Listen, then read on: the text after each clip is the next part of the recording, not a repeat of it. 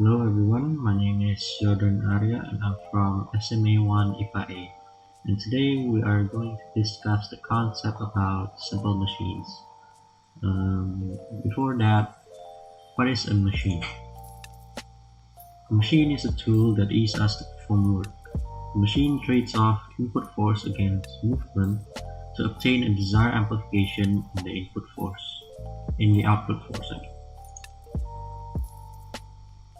So back to the main topic, simple machines. Simple machine is the simplest mechanisms known that can use leverage or mechanical advantage to increase force. Before we discuss types of simple machines, we must know the term mechanical advantage. Mechanical advantage is a measure of the force amplification achieved by using a tool or a machine. There are two types of mechanical advantage. The first one being the ideal mechanical advantage and the second one being the actual mechanical advantage. The ideal mechanical advantage is a mechanical advantage of a device with the assumption that its components do not flex, there is no friction, and there is no wear, while the actual mechanical advantage takes into account energy loss due to deflection, friction, and movement. So the difference is the ideal mechanical advantage does not count the variables, while the actual mechanical advantage does take account of those variables. We'll be using the ideal mechanical advantage for easier concept explanation. Moving on to the types of simple machines, there are 6 of them. There is a incline plane, a wedge, a screw, a lever, a wheel and axle, and a pulley. Let's start with the incline plane.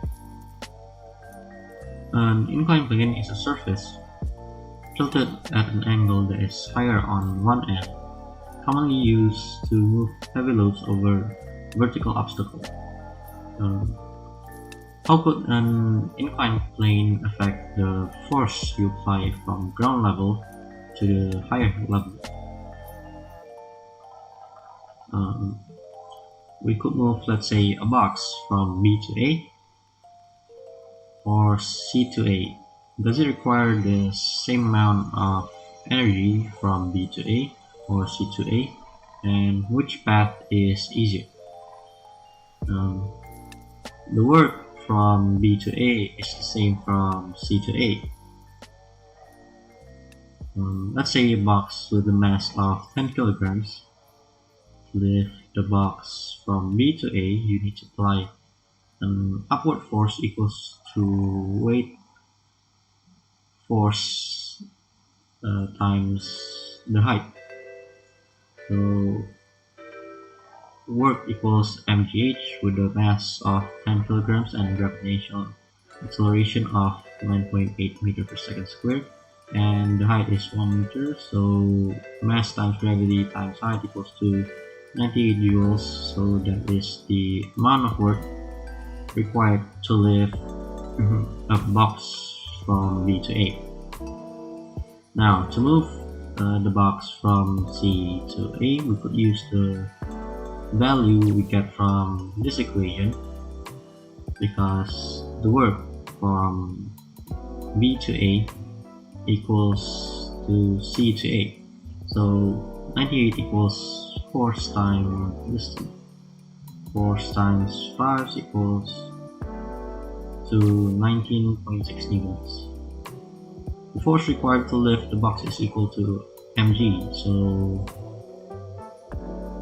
F equals mg, which is 10 times 9.8 equals to 98 newton.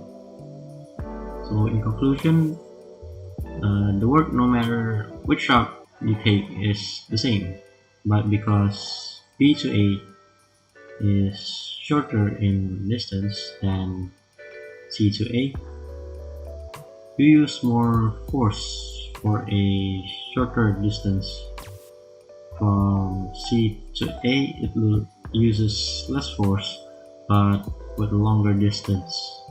So moving an object up an inclined plane requires less force than lifting it straight up at the cost of an increase in the distance moved.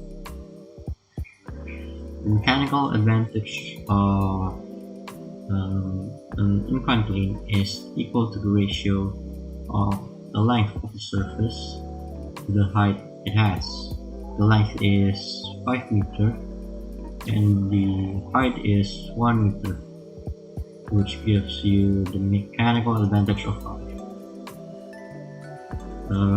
The next one is a wedge. A wedge is a double inclined plane shaped tool that can be used to separate a portion of an object by converting a force applied to its blunt end into its inclined surface. The mechanical advantage of a wedge is given by the ratio of the length of its slope to its width. Although a short wedge with a wide angle may do a job faster, but it requires more force than a long wedge with a narrow angle.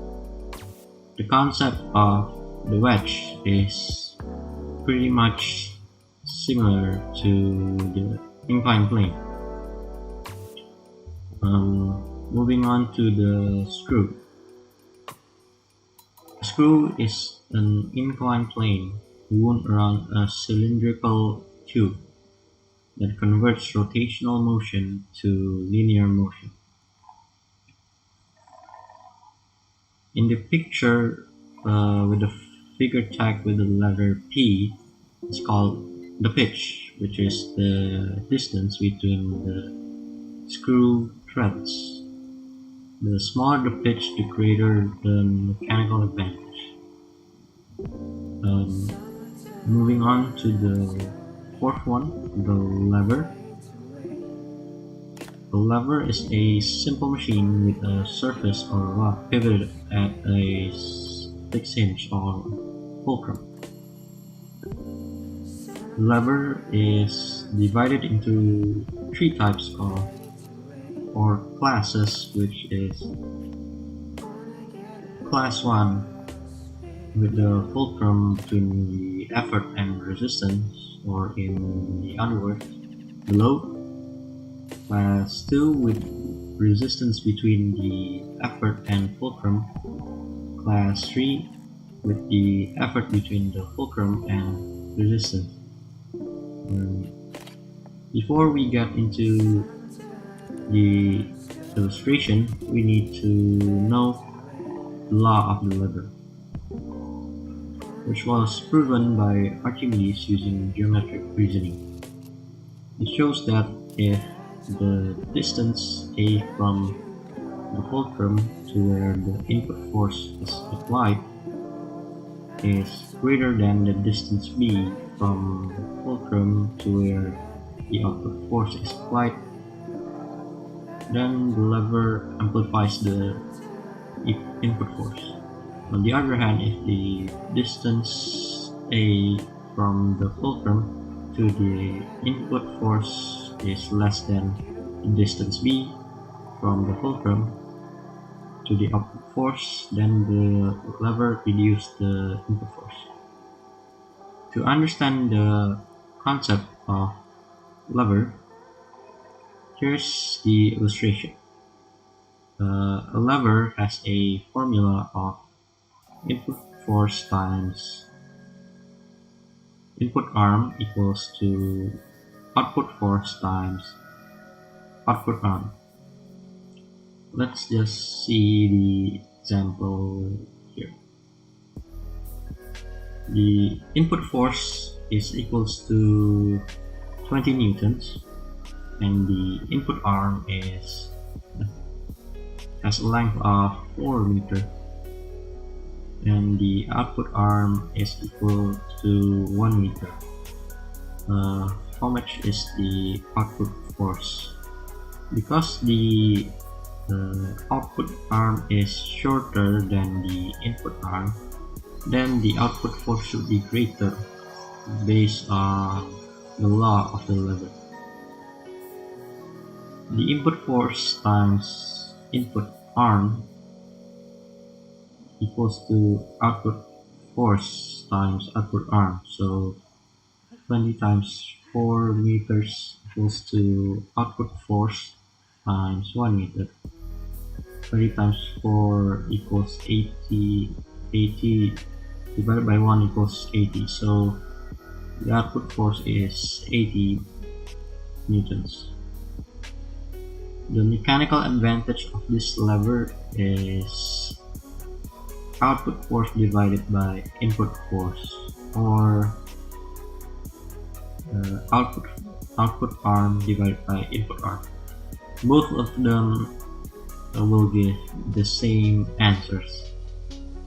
Moving on to the pulley. The pulley is a rope slung over a groove wheel and connected to a load. The mechanical advantage is counted the amount of rope supporting the load. Here's an example. A person wanted to lift a 200 Newton box SI as 1 meter. How much force does he need to exert?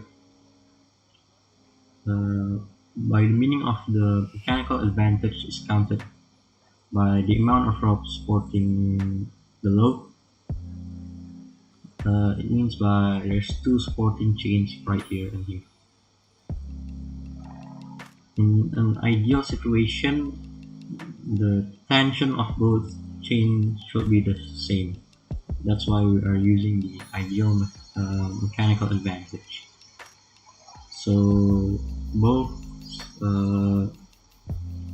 ropes or chain supporting the 200 Newton box, which should be evenly distributed, and it becomes 100 newtons.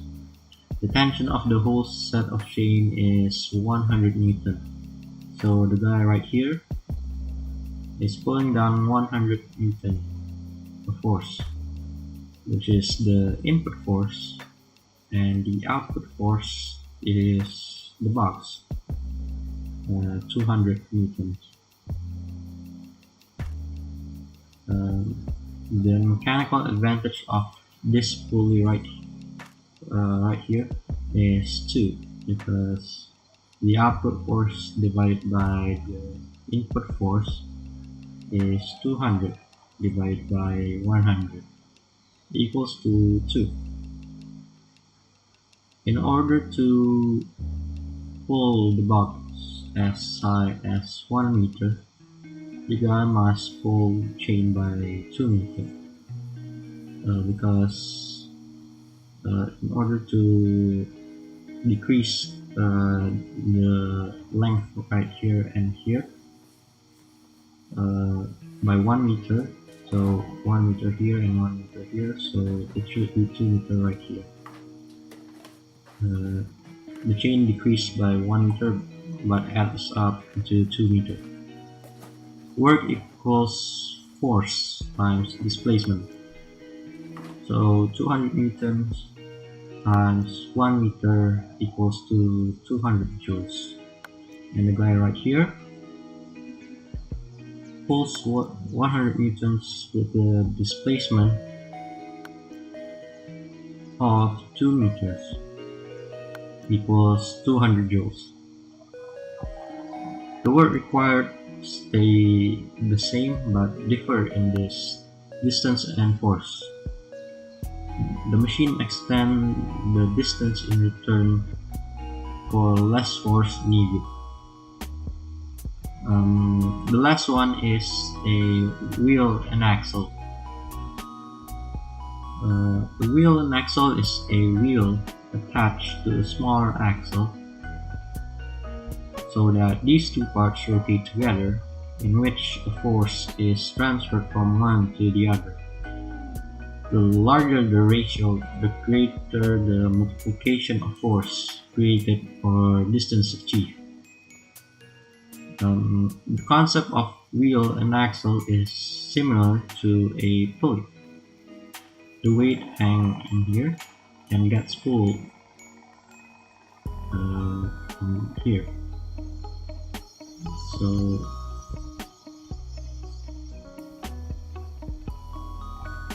that's all for the introduction of simple machine. Thank you for your attention and see you guys next time.